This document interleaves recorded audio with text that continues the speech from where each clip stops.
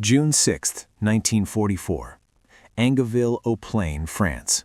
Inside a 12th-century stone church, an American medic looked down at two wounded soldiers lying side by side on wooden pews. One wore the uniform of the 101st Airborne, the other a German Wehrmacht tunic. Both were bleeding. Both needed help. In the middle of the largest amphibious invasion in history, with bullets cracking through stained glass windows and mortar fires shaking the ancient walls, two 20-year-old medics made a choice that would define their lives. They would treat everyone who came through those doors, enemy or friend.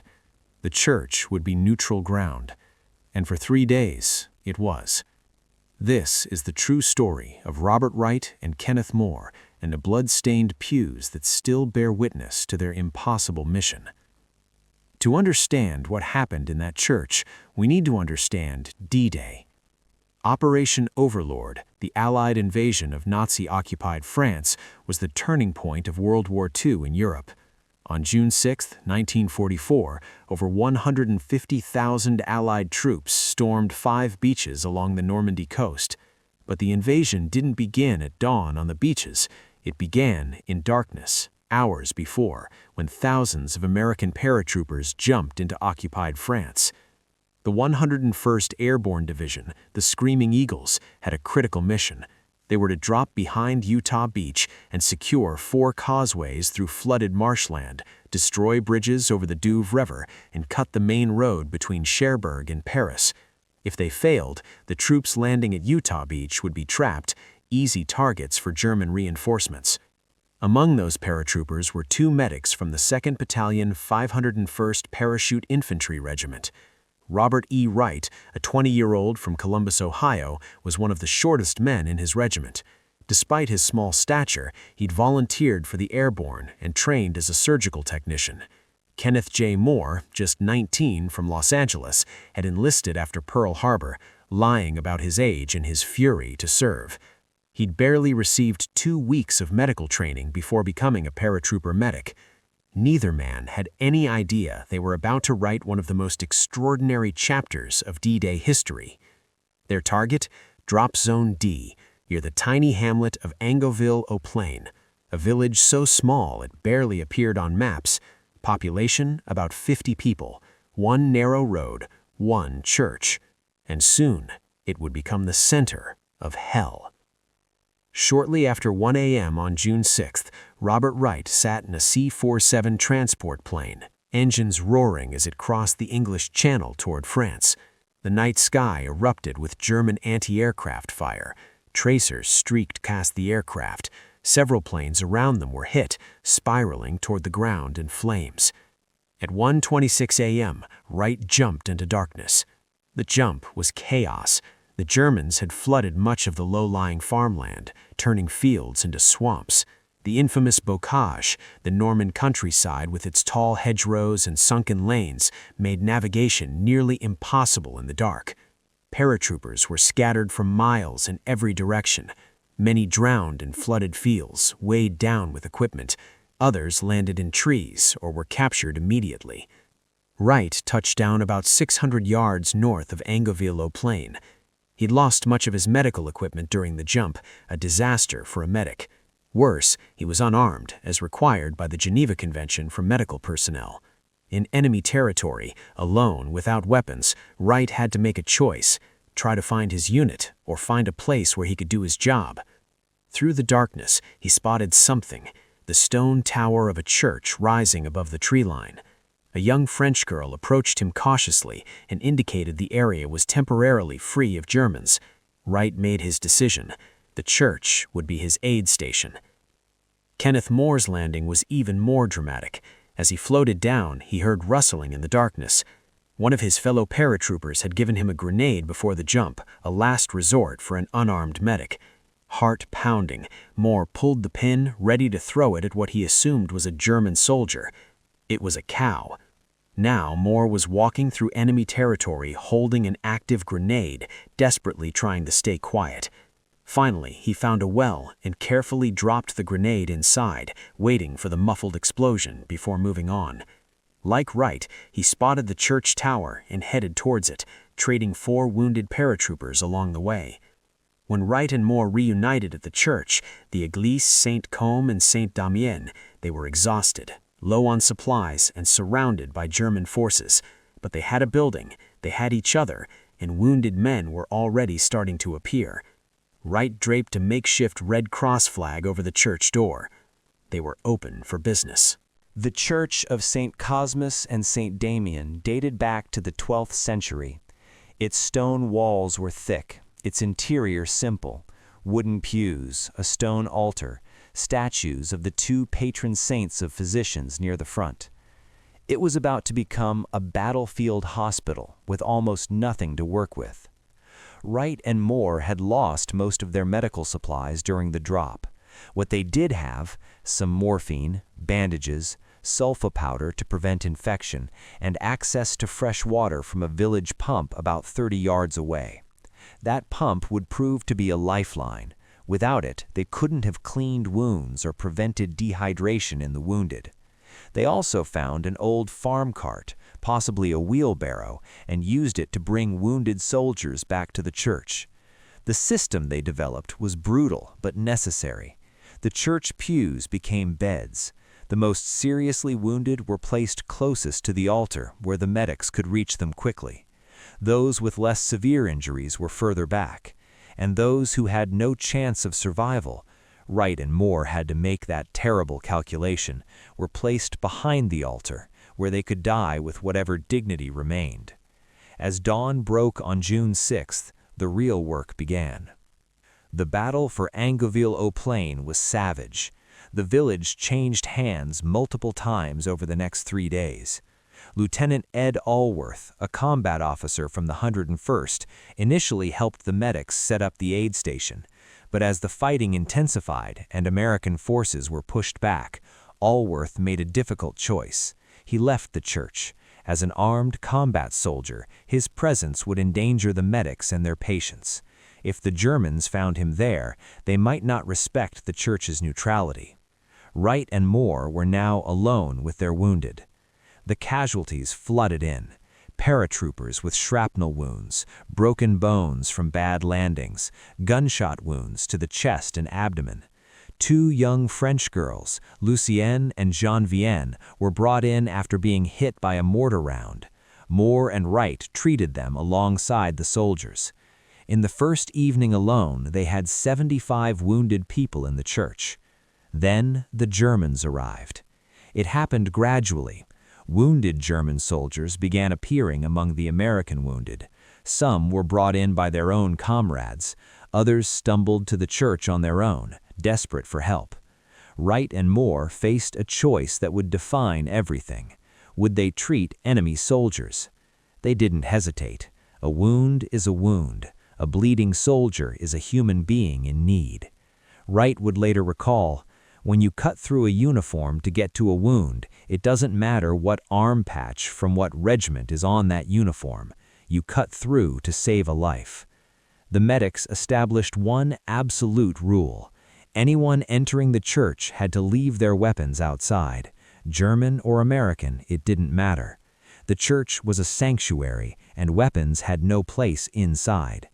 Remarkably, both sides respected this rule.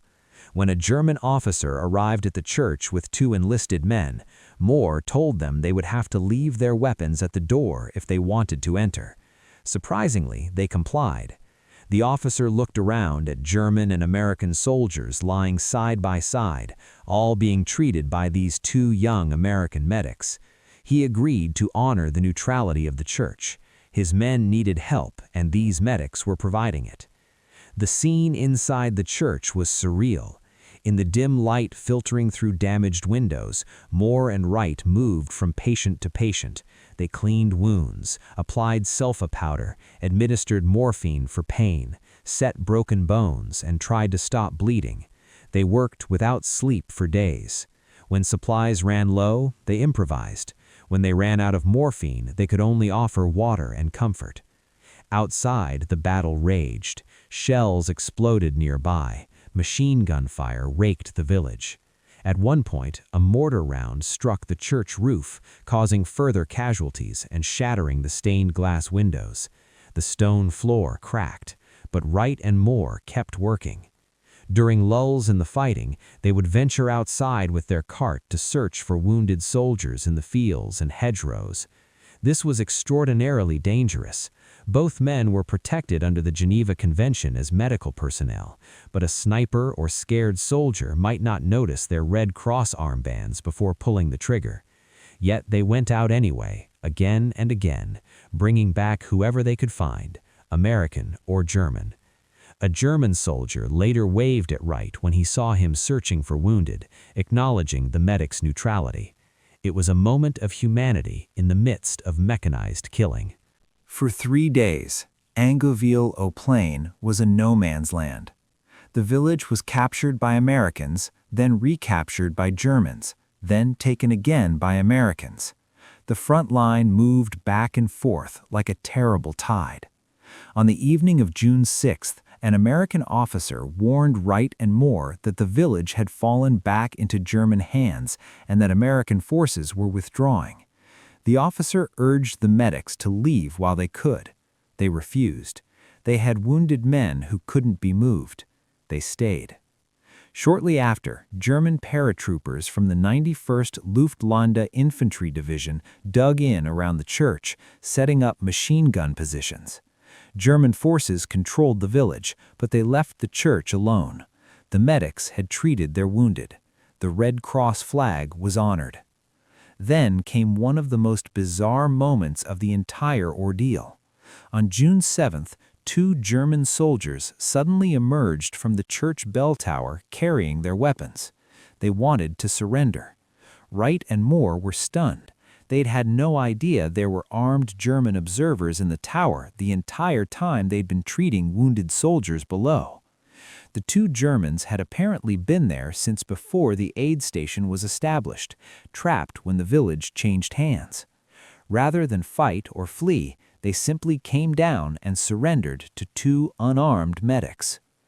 By June 8th, American forces had finally secured the area. The battle for Angoville au Plain was over. Wright and Moore had been awake for 3 straight days. They had treated approximately 80 wounded soldiers and civilians. According to Wright, only 2 patients died under their care. When Colonel Robert Sink of the 506th Parachute Infantry Regiment established his headquarters in a farmhouse near the church, Wright and Moore finally allowed themselves to sleep. In the immediate aftermath, Wright and Moore's actions might have faded into the chaos of D-Day, just 2 medics doing their jobs among thousands of other acts of courage that day. But their story was different. It stood out. Later, in June 1944, both men were awarded the Silver Star for gallantry. The ceremony took place in the town square of Carentan. Tragically, during the ceremony, a German mortar shell landed nearby, mortally wounding a young French girl who had been presenting flowers to the soldiers. But the war wasn't over for Wright and Moore. Both men continued to serve with the 101st Airborne through the rest of the war.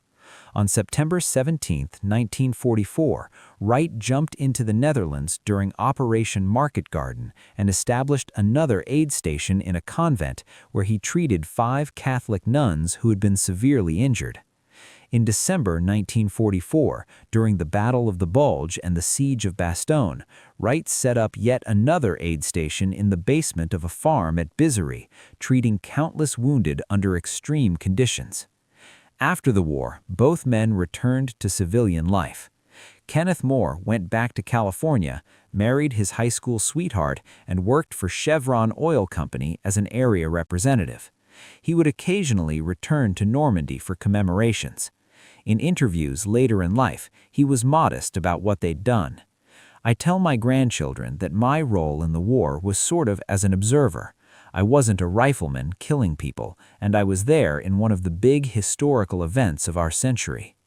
Robert Wright returned to Ohio and after retiring in 1982, became active in his Methodist church, devoting himself to building homes for charitable organizations and the poor.